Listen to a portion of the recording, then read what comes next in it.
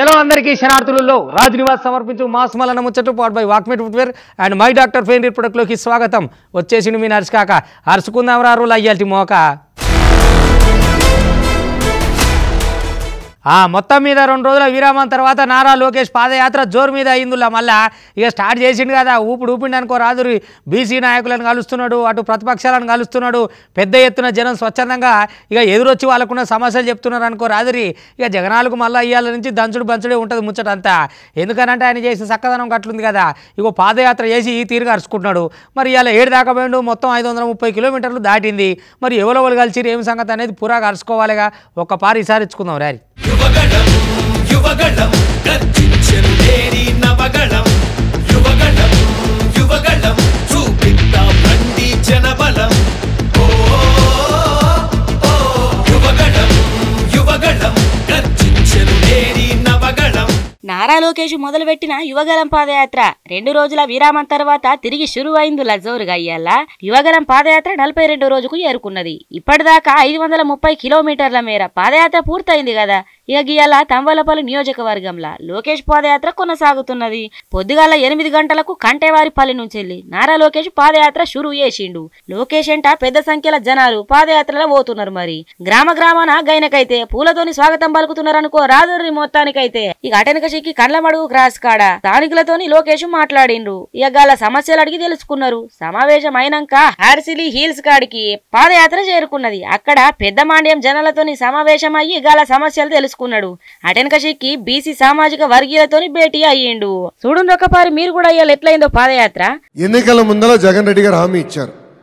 4 హామీలు ఇచ్చారు నిరుద్యోగ యువతి యువకులకి. మొదటిది 2,30,000 పెండింగ్ పోస్టులు భర్తీ చేస్తాను. ఆయన భర్తీ చేసింది 0. ప్రతి సంవత్సరం జాబ్ నోటిఫికేషన్ ఇస్తాడు. దాదాపు 4 సంవత్సరాలు అవుతుంది, ఇచ్చింది 0. ప్రతి సంవత్సరం 6,500 కానిస్టేబుల్ పోస్టులు భర్తీ చేస్తాడు, చేసింది 0. మెగా డిఎస్సి ద్వారా ఉపాధ్యాయుల పోస్టులు భర్తీ చేస్తున్నాడు, చేసింది 0. అదే చంద్రబాబు నాయుడు గారు ముఖ్యమంత్రి ఉన్న 5 సంవత్సరాల్లో 32,000 గవర్నమెంట్ పోస్టులు ఆనాడు డిఎస్సి ద్వారా భర్తీ చేసినాం. అది చూసిండ్రు కదా. యాడ చూసినా గాని జనాలైతే బ్రహ్మరథం పడుతున్నారు. యాడికి పోయినా గాని జనాధారణ జోరుగా వస్తుందనుకో రాదురి లోకేష్ పాదయాత్రలా. ఎటు చూసినా గాని టీడీపీ జెండాలతోని పసుపుమయం అయిపోతున్నాయి. టీడీపీ కార్యకర్తలతోని నారా లోకేష్ కూడా జోరుగా ముందరికి పోతున్నాడు. ఇక ఈ పాదయాత్ర చూస్తుంటే గాలిపంక పాటోళ్లకు ఎండాకాలం వచ్చినా కూడా సలైతే పోతలేదు. గజ్జ గజ్జ వణుకుతున్నారు. యువగళం యువగళం గర్జించెను లేని నవగళం యువగళం యువగళం చూపిద్దాం రండి జనబలం ఓ యువగళం యువగళం గర్జించెను లేని నవగళం. అరే రే పోలీసు భద్రత సిబ్బంది లేకుండానే గొత్తికోయాలని ఖాళీ చేపియామని మమ్మల్ని పంపితే వాళ్ళేమో కత్తులు కటార్లు తీసుకొని మా మీదకి వస్తుండే. ఇది ఏం చక్కదనం అని సిబ్బంది అంతా చాలా ఇబ్బంది పడుతున్నారు. ఇక ఓ దిక్కు పంచాయతీ గట్టిగానే అయింది వాళ్ళకు వీళ్ళకు. మా జోలి గిట్టు వస్తే దంచుతామనేమో వాళ్ళు, మమ్మల్ని ఎట్ట కాల్ చేపిస్తారు అనేమో వాళ్ళు. అరే భద్రత లేకుండా మమ్మల్ని పంపితే మేమేం చేయాలి వీళ్ళతోటి, వీళ్ళ చేతిలో దెబ్బలు తిని సావాలన్నా అని వీళ్ళు. ఇక ఈ పంచాయతీ మామూలుగా లేదులా. పోయి అటు చూసొద్దాం రారి.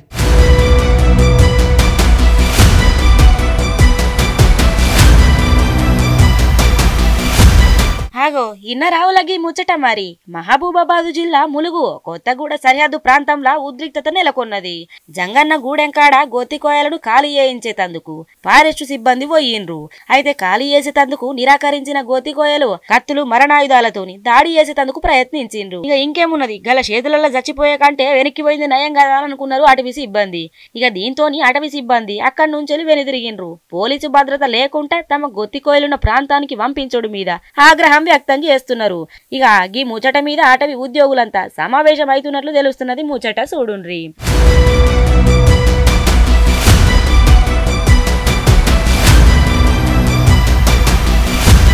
మీదికెంచి అధికారులు చెప్పగానే వీళ్ళేమో ఖాళీ చేయించేందుకు వాయే, గాళ్ళేమో మేము ఖాళీ చేయమని వీళ్ళ మీదికి సంపేతందుకు వాయే ఉంటారు. అటు వాళ్ళు మంచిగానే ఉంటారు, ఇటు వీళ్ళు మంచిగానే ఉంటారు. నడుమలొచ్చింది వీళ్లకు సావు పాపము. ఇక మరి పోలీసుల భద్రత లేకుండా గల్లని పంపుడు అంటే ఏమన్నా చెప్పుండ్రి. ఈ ముచ్చట మీదనే మస్తు గరం అవుతున్నారు. మరి ఇక గొత్తికోయల గురించి తెలిసిందేనాయే. గా మున్నగా సార్లు గట్లనే భూమి విషయంలో ఎట్లనో గాని పానం తీసిండ్రు. మళ్ళా ఇప్పుడు కూడా గదే జరుగుతున్నదేమో ముచ్చట. మరి గిదిని మీద అధికారులు ఇప్పటికన్నా అటవీ సిబ్బందికి పోలీసు భద్రత కలిపి గల దగ్గరికి పంపితే మంచిగుంటదని చెప్పి మాట్లాడుతున్నారు ముచ్చట. మరి ఈ ముచ్చట మీద అటవీ ఉద్యోగులంతా సమావేశం అవుతున్నట్లు తెలుస్తున్నది. మరి ఏమైతుందో ఎట్లయితుందో చూడాలులా.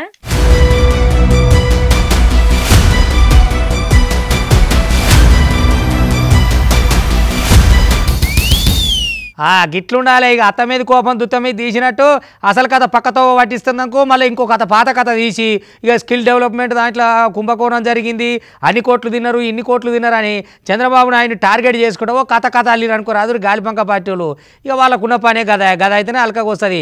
డెవలప్ చేసుడేమో కానీ ఇట్లా లేనిపోని బదనాం లేపుతందుకు మంచి మునగాలి కదా అందుకని ఇట్లా చేస్తున్నారు.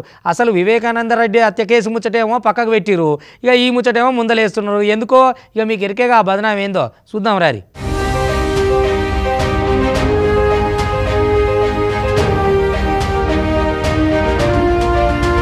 ఏపీలా డైవర్షన్ పాలిటిక్స్ కి మళ్ళొకపారి జగన్ సర్కారు తెరదీసిందన్న విమర్శలు బాగానే వినబడుతున్నాయి. వైఎస్ వివేకానంద హత్య కేసును పక్కదారి పట్టించేందుకే స్కిల్ డెవలప్మెంట్ కు అవినీతి మరక అంటించే ప్రయత్నం చేస్తున్నది గాలిపంక పార్టీ సర్కారు.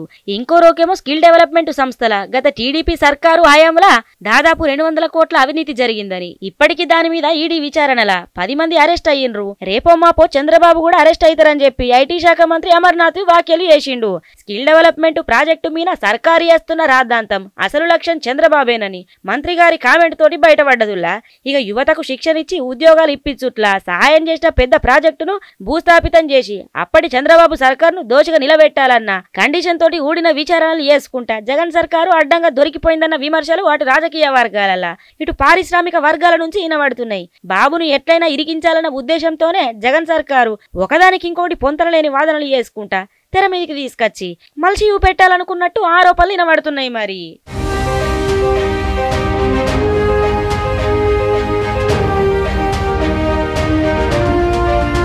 ఇక ఈ జగనాలకు గిట్ల ఎప్పుడు ఏదో ఒక గాలి పని చేయకపోతే మనసున పట్టదు కదా. గద్దెక్కిన కాంచెల్లి చెయ్యని తప్పు లేదు. ఇప్పటికీ పాపం జనాలను మొత్తం ఆగమాగం చేసి ఇడిసపెట్టిండు ఏపీలా. ఇక చంద్రబాబు మీద పడ్డది కన్ను. ఎందుకంటే లోకేష్ చేస్తున్న పాదయాత్ర చూసి గాలిపంక పాటోల గుండెలలో గుబులు పుడుతున్నట్టున్నది. ఇక జగనాలకైతే చెమటలు మస్తు పడుతున్నట్టున్నాయి. అందుకే గిట్ల గాలి గాలి చేతలు చేస్తున్నాడని దుమ్మెత్తిపోతున్నారు లాముచ్చట తెలిసిన ఏపీ జనాలు.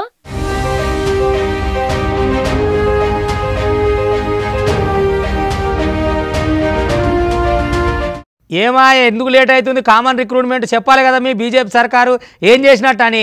ఇక గవర్నర్ కోసం అని రాజ్భవన్ చుట్టుముట్టిరు తెలంగాణలో విద్యార్థి సంఘాలన్నీ. ఇక పోలీసు వాళ్ళు ఊరుకుంటారా? ఓ అమ్మ వాళ్ళు ఇటు నూక వీళ్ళు అటు నూక మొత్తానికి రచ్చ రంబోలు అయిందనుకో రాదురి. సమస్య ఏమో కానీ వీళ్ళు జెండలెత్తి ఇక ఓ తీరుగా చేసిరనుకో రాదురి. ఇటు బీఆర్ఎస్ నాయకులు కానీ ఇక అటు విద్యార్థి సంఘాల వాళ్ళంతా గట్టిగానే లేచిరు. మరి ఎంత అవుతుందో ఏమవుతుందో ఈ పంచాయతీ అయితే జోరు అవుతుందో చూద్దాం రారి.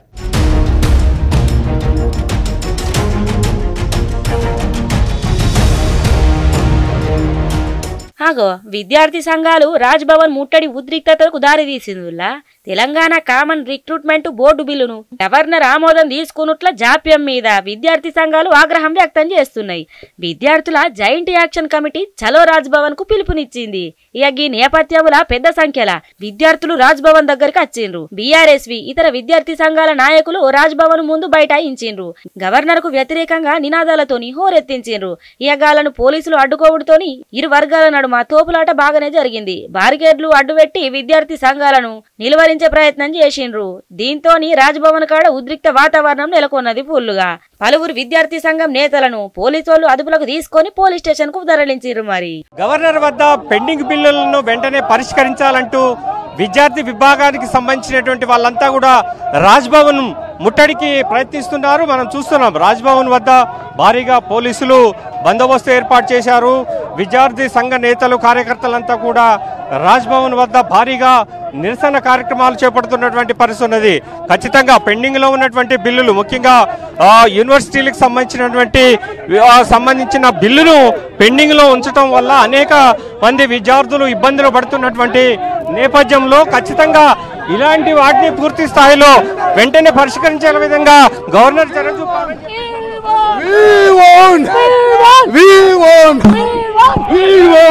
అది సర్కారు 5 నెలల కిందట బిల్లులు పాస్ చేసి పంపిస్తే ఇప్పటిదాకా గవర్నర్ బిల్లు ఆమోదం తెలపకుండా రాజకీయం చేస్తున్నారని బీఆర్ఎస్వి అధ్యక్షుడు శ్రీనివాస్ యాదవ్ విమర్శించిండు. గవర్నర్ కున్న సందేహాలన్నీ విద్యాశాఖ మంత్రి నివృత్తి చేసిండ్రని, అయినా బిల్లుకు ఆమోదం తెలపలేదని మస్తుగా మండిపడ్డాడులా. ఇక రాష్ట్ర బీజేపీ నాయకుల కనుసన్నల్లా గవర్నర్ పని చేస్తున్నారని చెప్పి తీవ్ర ఆరోపణలు అయితే చేసిండ్రు. ఇక గట్టిగానే గమాండిగా కూర్చున్నారు మొత్తానికైతే. ఇక పోలీసు వాళ్ళకు విద్యార్థి సంఘ పోలకు జవడం బాగానే అయినట్టున్నది జరంత సేపాడా.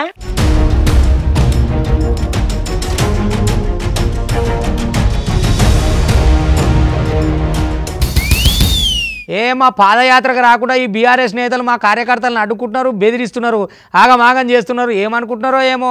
ఎన్ని రోజులు నడువై తాత మీ పప్పులు ఎక్కువ రోజులు ఏమి ఉడికాయి, మా సర్కారు వస్తుంది అప్పుడు మీ సంగతి ఏందో చూస్తాం, ఇక జర్ర మీ సౌలత్ ఉందని ఉరుకులాడుతున్నారు తాత అని చెప్పి రేవంత్ రెడ్డి గట్టిగానే అనుకొచ్చిండు. ఇంకో రోజు గుళ్ళెంపటి పెట్టి పూజలు కూడా చేస్తున్నాడు కదా బాగానే. ఇక చూద్దాం రా ఆయన పాదయాత్ర ఏడు దాకా వచ్చింది, మరి ప్రజలకు ఏం చెప్తున్నాడు. ఇప్పటికైతే బీఆర్ఎస్ వాళ్ళ మీద పడ్డాడు, ఇక అటు బీజేపీ వాళ్ళని కూడా ఇడుచుకుంటూ అరుచుకుంటాడు కదా. ఇక రెండు తీర్ల ముచ్చట్లు అయితేనే చూద్దాం రారి.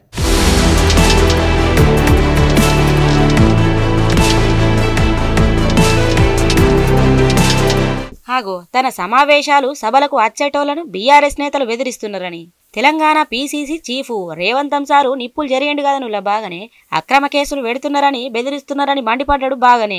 ఇక కాంగ్రెస్ పాలనలో నిజామాబాద్ లో ఎంతో మంది అభివృద్ధి ఎదుగుతున్నారని రైతులకు కాంగ్రెస్ అండగా నిలిచిందని చెప్పుకొచ్చిండు. కాంగ్రెస్ హయాంలోనే రైతులకు ఆత్మగౌరవం ఉండేదని చెప్పి చెప్పుకొచ్చిండు. అధికారంలోకి వచ్చి తీరుతామని రేవంత్ సారు ధీమా వ్యక్తం చేసిండు. ఇక ఇదిట్లుండగా నరసింగపల్లిలో శ్రీ వెంకటేశ్వర స్వామిలోరిని దర్శించుకున్నాడు టీపీసీసీ అధ్యక్షుడు రేవంత్ సారు. ఇక రేవంత్ సార్కు ఘనంగా స్వాగతం పలికిండ్రు సినీ నిర్మాత దిల్ రాజు, ఆలయ అర్చకులు. ఇక రేవంత్ స్వారు వెంకటేశ్వర స్వామికి ప్రత్యేక పూజలు నిర్వహించిండు. మొత్తానికైతే ఈ ప్రాంతంలో పసుపు రైతులది ఒక గోస, చెరుకు రైతులది ఇంకో గోస, మొక్కలు వండించటోళ్ళది మరో గోస, వడ్లు వండించటోళ్ళది చెప్పే పరిస్థితే లేదు. మరి ఇవాళ నేను అడుగుతున్నా, ఆనాడు కాంగ్రెస్ పార్టీ అధికారంలో ఉన్నప్పుడు ఈ నిజామాబాదులో నిజాం సాగర్ కడితే కాంగ్రెస్ పార్టీ శ్రీరామ్ సాగర్ కట్టింది, పోచారం ప్రాజెక్టు కట్టింది. రైతు బిడ్డల ఆత్మ గౌరవాన్ని ఏ నాయకుడైతే భుజాల మీద మోస్తాడో ఆ నాయకుడే ఎన్నికల్లో గెలుస్తాడని చెప్పి ఈ ప్రాంత రైతులు ఈ కండువాను తయారు చేస్తే ఇవాళ దేశం నలుమూలల ఏ రైతు సంఘాల నాయకులైనా ఇవాళ కండువాను రైతు ఆత్మగౌరవాన్ని భుజాల మీద వేసుకొని తిరుగుతున్నారు మిత్రులారా. ఇక చూసిరు కదా ఎట్లున్నదో కథ. బాగానే మండిపడ్డాడు కదా బీఆర్ఎస్ వాళ్ళ మీద రేవంత్ సారు. మరి గీళ్ళకు సొంత పంచాయతీలు ఏముండయి గానీ మొత్తం జనాల కోసమే పెట్టుకుంటారు పాపం. మరి ఇక ఏడెవరు సభలు పెట్టినా ఒకరినొకరు దలవకుండానైతే అస్సలు ఉండరు. పచ్చిగడ్డ వేయంగానే బగ్గుమంటది పొగ, గట్లనే ఉన్నది గీడ కూడా ముచ్చట. ఇక ఇది మనకు తెలియంది ఏముంది ఎప్పుడ్రి, ఈడ కూడా గదే ముచ్చట అయింది. మొత్తానికైతే అధికారంలోకి వచ్చి తీరుతామని ధీమా బాగానే వ్యక్తం చేసిండు రేవంత్ సారు గీ ముచ్చట్ల.